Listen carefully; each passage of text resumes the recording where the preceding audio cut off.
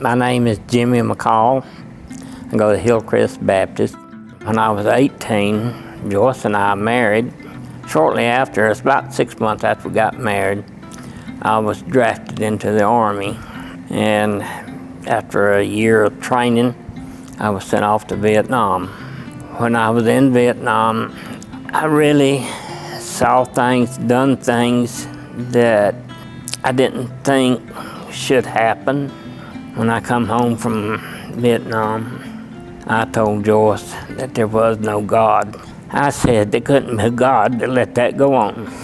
That's the way I lived my life up until about 6 months ago. Back in this past December, I had a stroke and a seizure, and which incapacitated me somewhat. My neighbor called Larry and told him about me and asked if they could build a ramp for me. Of course, Larry said they could. I met Jimmy when we went to he and his wife's house to build a large handicap ramp. It's the largest ramp that we've ever done. And so him and some other people come out there and took some measurements and everything and told them what they were going to do.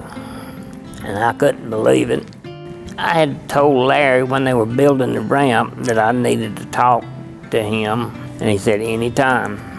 So the next day I come up here and we went in his office and we talked a long while. I told him about some of the stuff I had been through in my life, some of the stuff that I had seen. So he asked me right then if I wanted to accept God into my heart. And I told him yes. Then he asked me if I wanted to be baptized.